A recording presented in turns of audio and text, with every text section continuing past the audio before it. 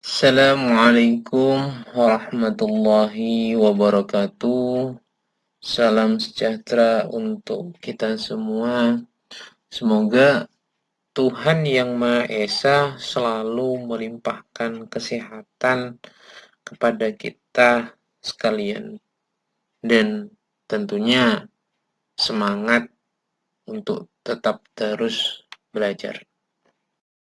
Materi pada pertemuan kali ini mengenai teori akuntansi, yaitu perekayasaan pelaporan keuangan. Tapi sebelum masuk dalam bahasan, hal yang harus dipahami terlebih dahulu adalah perekayasaan pelaporan keuangan ini sekali lagi, jangan dimaknai bagaimana caranya merekayasa suatu pelaporan keuangan. Ini bahasan yang berbeda dengan hal tersebut.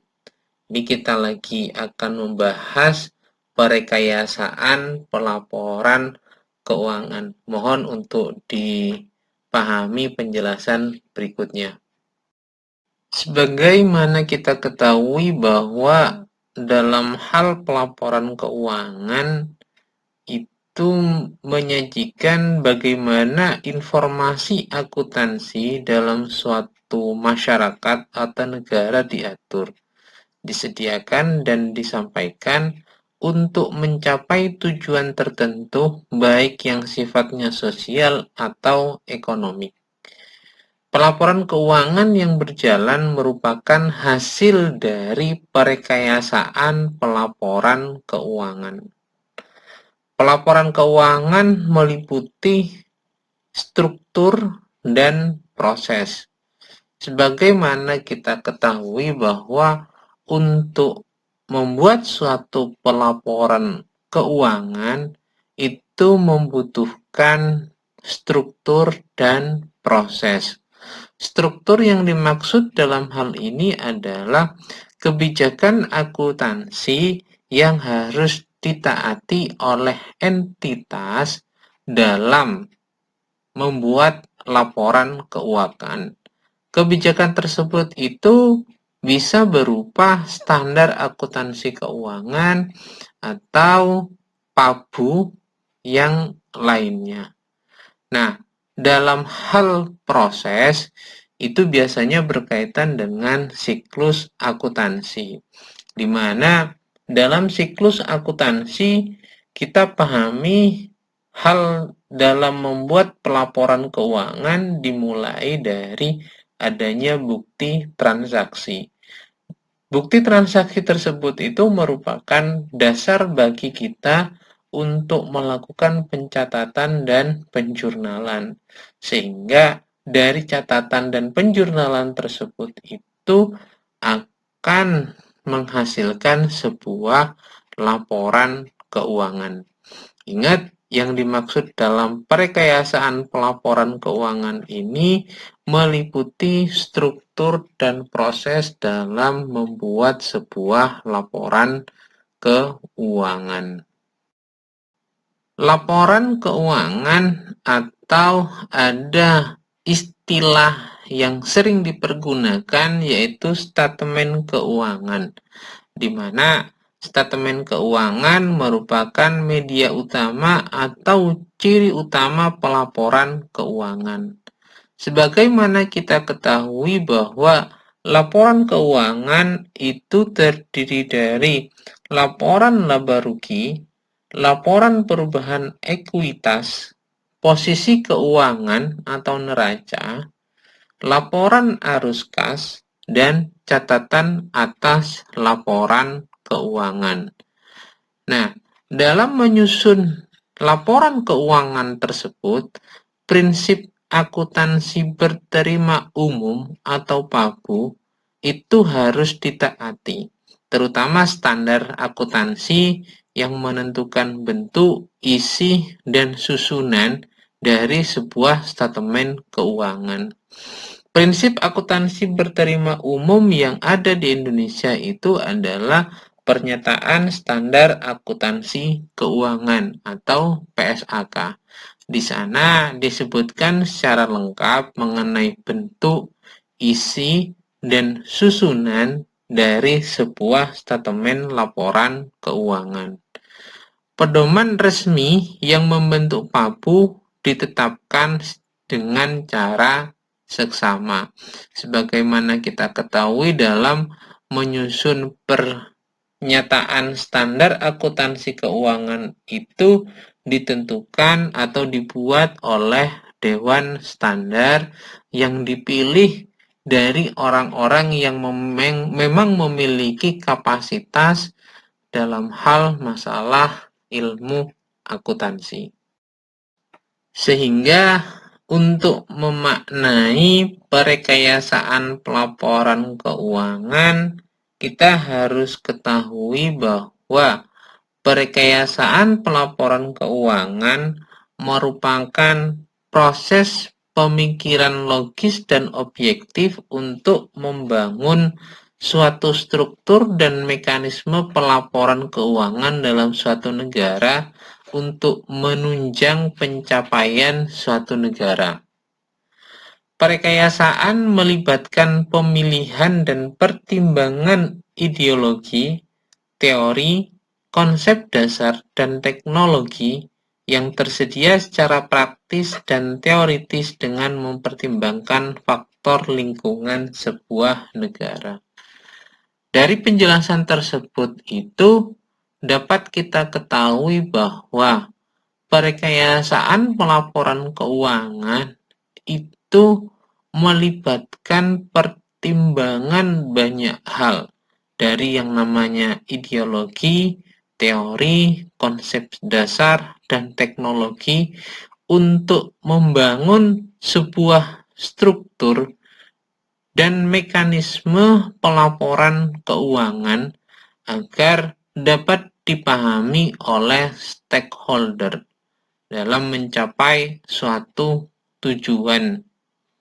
Nah, perekayasaan pelaporan keuangan ini di Indonesia itu harus mengikuti ketentuan dari standar akuntansi keuangan yang dibuat oleh Dewan Standar. Kita sebagai pelaksana dalam menyusun laporan keuangan, maka harus mentaati aturan atau ketentuan dalam PSAK tersebut. Hal yang harus dipahami dalam proses perekayasaan pelaporan keuangan itu adalah yang pertama, kita menentukan tujuan ekonomik dan sosial dari sebuah negara terlebih dahulu. Ketika kita sudah menentukan tujuan makronya yang berhubungan dengan kondisi sosial dan ekonomi suatu negara, maka kita turunkan untuk membuat yang namanya tujuan dari pelaporan keuangan tersebut. Dari tujuan pelaporan keuangan tersebut, itu muncullah proses pertimbangan. Proses pertimbangan ini dipergunakan untuk membuat yang namanya rerangka konseptual, di mana rerangka konseptual ini dibuat kalau di Indonesia ini adalah oleh Dewan Standar. Dewan Standar menyusun yang namanya Pernyataan Standar Akuntansi Keuangan. Sehingga dengan rerangka konseptual tersebut itu akan membentuk suatu media pelaporan yaitu statemen keuangan yang terdiri dari laporan laba rugi, laporan perubahan ekuitas, posisi keuangan atau neraca, laporan arus kas, dan catatan atas laporan keuangan.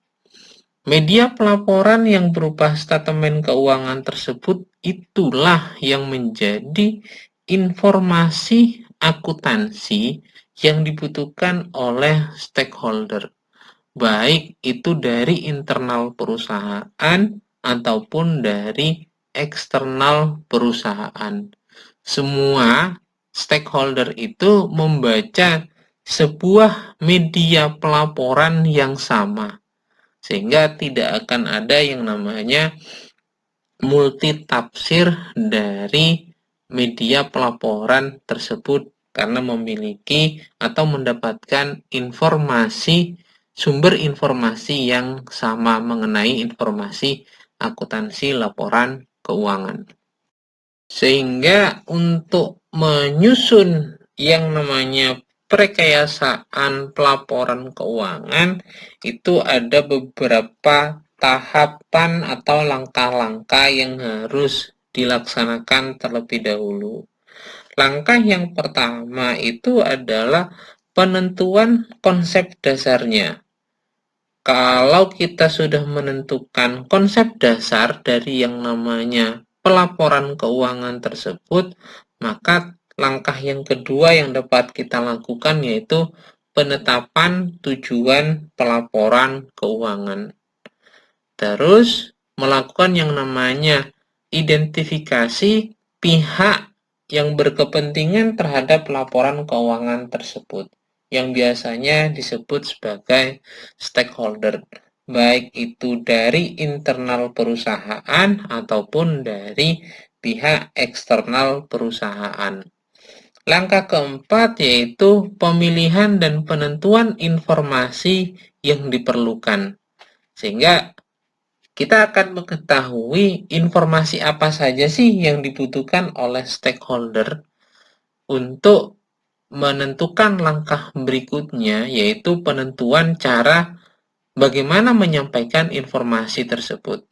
Setelah kita ketahui informasi apa yang dibutuhkan, maka langkah yang berikutnya itu adalah bagaimana cara menyampaikan informasi tersebut. Langkah yang keenam yaitu pengidentifikasian kendala-kendala dalam pelaporan keuangan. Kendala dalam pelaporan keuangan tersebut itu perlu disampaikan agar informasi yang diberikan itu tidak dimaknai secara 100%, tapi ada beberapa asumsi yang harus dipenuhi sesuai dengan batasan atau kendala dalam penyusunan laporan keuangan tersebut. Sehingga dalam identifikasi ini muncul yang namanya catatan atas laporan keuangan. Nah, langkah yang ketujuh yaitu penyusunan dokumen resmi dalam bentuk pernyataan konsep.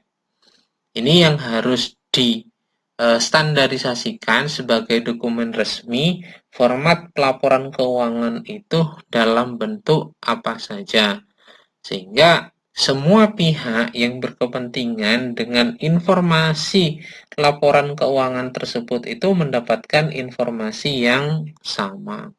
Langkah yang terakhir, yang ke-8 itu adalah penetapan standar akuntansi dan perancangan sistem akuntansi dalam rangka penerapan standar.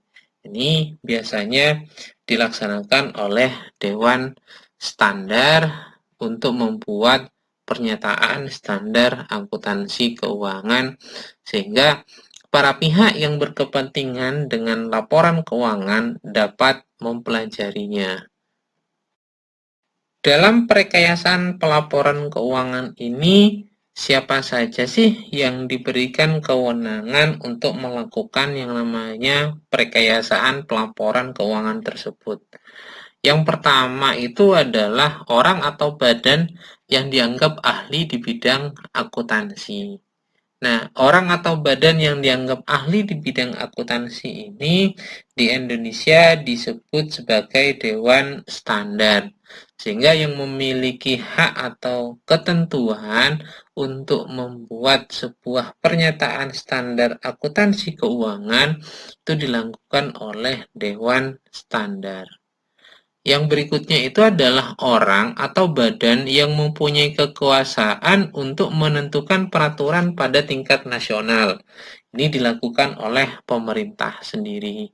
Pemerintah biasanya diwakilkan kepada Kementerian Keuangan dan Dirjen yang terkait, entah itu Dirjen Perpajakan atau Dirjen yang berhubungan dengan pelaporan akuntansi keuangan. Yang terakhir itu adalah tim yang khusus dibentuk untuk hal tersebut. Nah, ini ada 3 organisasi yang berhubungan dengan perekayasaan laporan keuangan. Pertama adalah Security and Exchange Commission.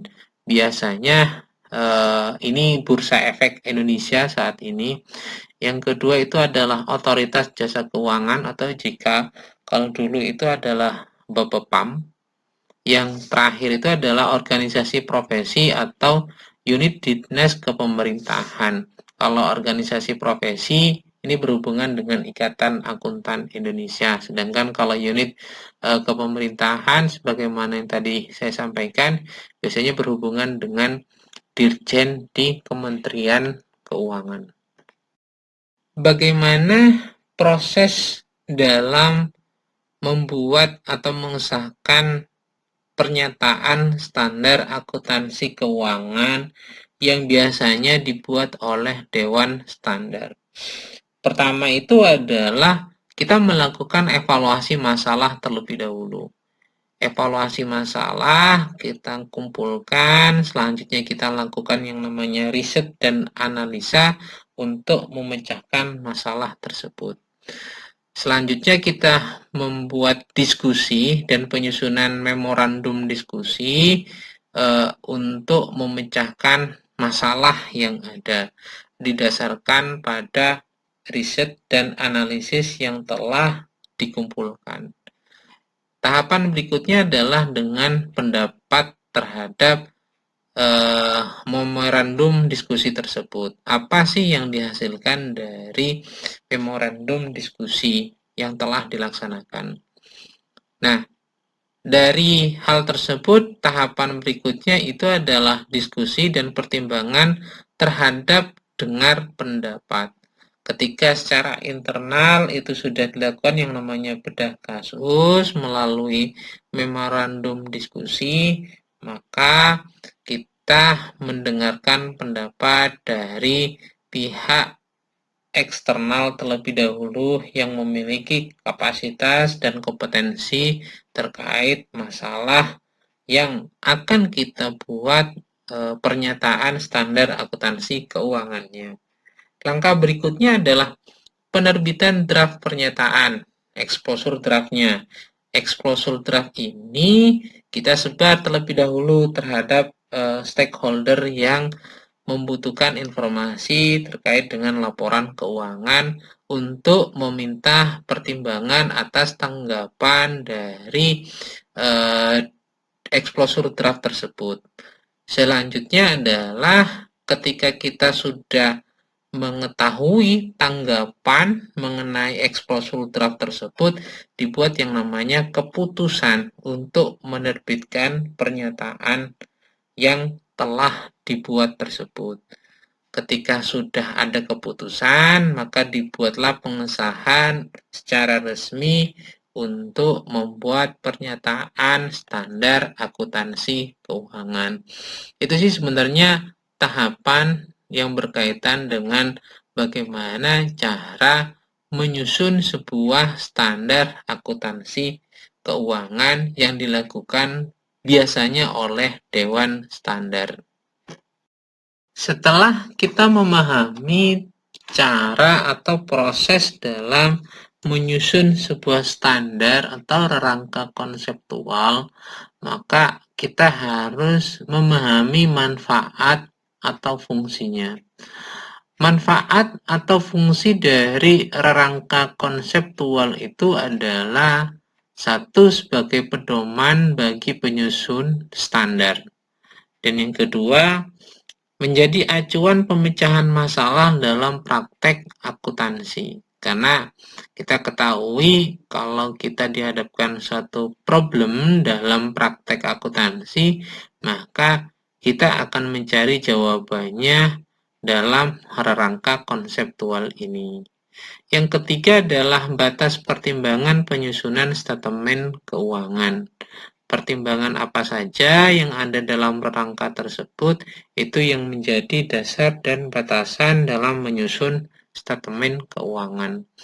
Yang keempat, pendidikan dan pemahaman dan peningkatkan keyakinan, karena rangka konseptual ini yang menjadi dasar dalam penyusunan standar menjadi bahan untuk kita mempelajari ilmu akuntansi. Dan yang terakhir itu adalah peningkatan keterbandingan antar perusahaan. Karena kita ketahui bahwa tujuan dari yang namanya laporan keuangan salah satunya itu adalah keterbandingan informasi yang tentunya keterbandingan informasi tersebut itu diharapkan tidak hanya dalam aspek internal tapi antar perusahaan. Dalam rangka konseptual biasanya bahasannya itu terdiri dari 4 hal. Yang pertama itu adalah pengertian atau definisi. Dimaknai bahwa setiap rangka atau setiap standar yang dibuat itu diberikan yang namanya pengertian atau definisi terlebih dahulu. Nah, hal yang lainnya itu adalah pengukuran atau penilaian. Bagaimana kita mengukur suatu objek atau menilai suatu objek, kita membuat yang namanya ketentuannya di sana. Yang ketiga itu adalah pengakuan. Bagaimana caranya kita mengakui suatu objek akuntansi. Dan yang terakhir itu adalah penyajian dan pengungkapannya. Nah, penyajiannya apakah disajikan di laporan laba rugi atau disajikan dalam posisi keuangan. Itu komponen yang berhubungan atau biasanya dijadikan pembahasan dari sebuah rangka konseptual atau standar. Ingat, ada 4 bahasan ini yaitu pengertian, pengukuran atau penilaian, pengakuan, penyajian, dan pengungkapan. Apa sih sebenarnya PABU itu atau prinsip akuntansi berterima umum? Itu biasanya berkaitan dengan 2 hal, yaitu prinsip akuntansi dan ketentuan atau praktek yang tidak diatur dalam standar akuntansi. Nah, korelasi antara prinsip akuntansi dan praktek yang tidak diatur dalam standar akuntansi itu disebut sebagai prinsip akuntansi berterima umum. Dalam prinsip-prinsip akuntansi itu berkaitan dengan semua hal, baik itu konsep, ketentuan, prosedur, metode, teknik, yang tersedia secara teoritis ataupun praktis yang berkaitan dengan akuntansi. Biasanya ditentukan oleh Dewan Standar atau badan yang menyusun standar tersebut.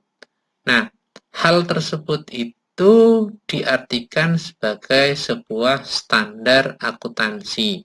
Di Indonesia biasanya disebut sebagai pernyataan standar akuntansi keuangan. Namun, dalam prakteknya itu ada beberapa hal atau ketentuan yang tidak diatur dalam standar akuntansi keuangan. Biasanya dibuat oleh pemerintah melalui peraturan pemerintah atau badan lain atau kebijakan dan konvensi.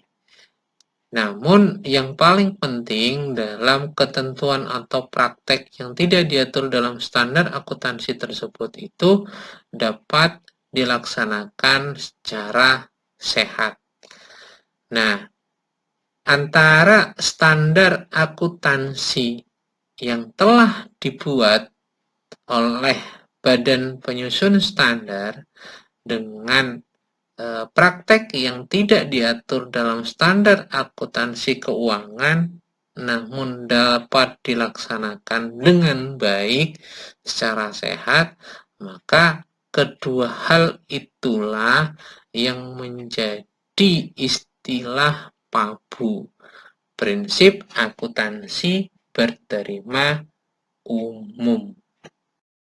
Untuk menyusun sebuah statement keuangan, itu harus kita pahami terlebih dahulu tujuan dibuatnya pelaporan keuangan tersebut. Ketika kita sudah memahami tujuan pelaporan keuangan, maka kita akan menentukan kriteria kualitas informasi sesuai dengan kebutuhan dari stakeholder. Nah, harus ada ketentuan atau pengukuran dan pengakuan yang menjadi syarat utama dalam menyusun statement keuangan yang pasti dapat diukur dan dapat diakui terlebih dahulu. Ketika memenuhi kriteria tersebut, itu dapat masuk dalam elemen statement keuangan. Tapi kalau tidak memenuhi kriteria pengukuran dan pengakuan, maka dia menjadi informasi non-operasional. Sehingga kita ketahui sebenarnya statement keuangan itu terdiri dari laporan laba rugi, perubahan ekuitas, posisi keuangan atau neraca, laporan arus kas, dan catatan atas laporan keuangan. Nah, catatan atas laporan keuangan ini itu memiliki informasi yang berkaitan dengan laporan keuangan dan juga informasi-informasi lainnya. Itu rangka konseptual sebagai sistem terpadu dalam menyusun sebuah statement keuangan.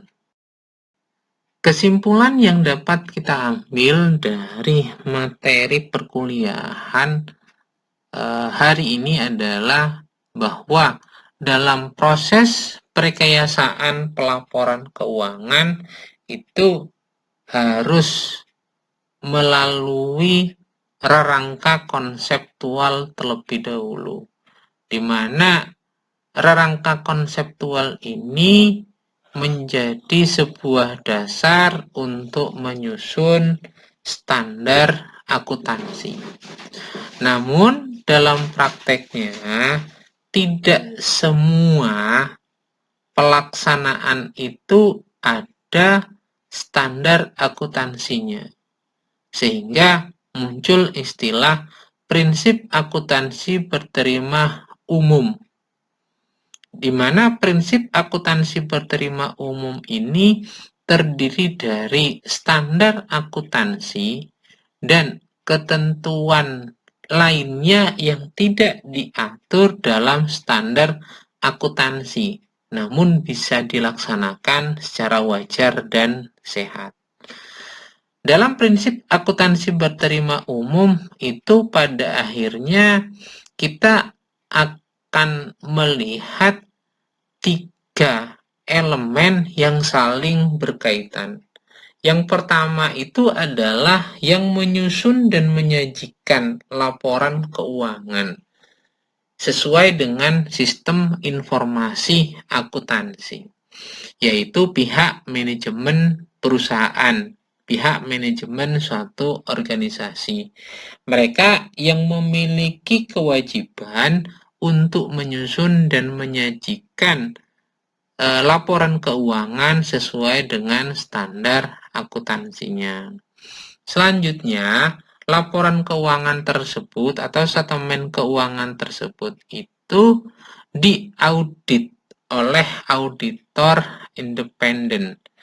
Tujuannya adalah untuk mengaudit apakah laporan keuangan tersebut disajikan secara wajar sesuai dengan standar akuntansi.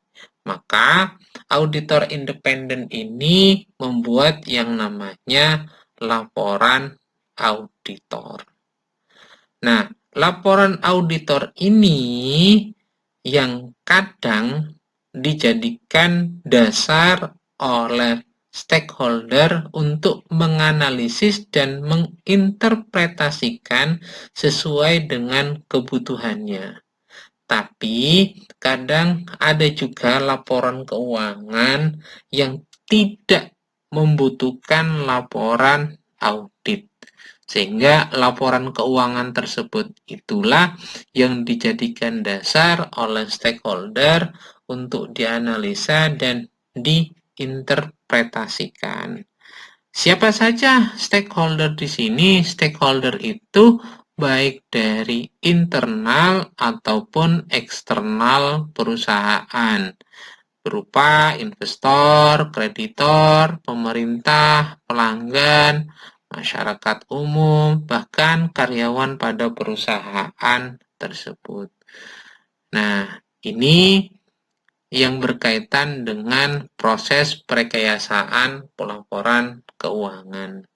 Ingat, sebagaimana yang sebelumnya kita sampaikan bahwa perekayasaan pelaporan keuangan ini bukan, sekali lagi, bukan merekayasa sebuah laporan keuangan, tapi bagaimana proses dalam menyusun sebuah laporan keuangan yang baik dan benar sehingga dapat dipergunakan oleh stakeholder untuk dianalisa dan diinterpretasikan sesuai dengan kepentingan dan kebutuhan masing-masing. Mungkin itu saja yang dapat saya sampaikan terlebih dahulu yang berkaitan dengan perekayasaan pelaporan keuangan. Semoga dapat memberikan pencerahan dan pemahaman betapa pentingnya laporan keuangan dan bagaimana laporan keuangan itu memiliki proses yang sangat panjang sekali. Demikian, terima kasih atas waktunya. Jangan lupa untuk tetap jaga kesehatan. Saya akhiri. Wabillahi taufiq wal hidayah. Wassalamualaikum warahmatullahi wabarakatuh. Kalau ada hal yang perlu didiskusikan, monggo silakan diajukan pertanyaan. Terima kasih.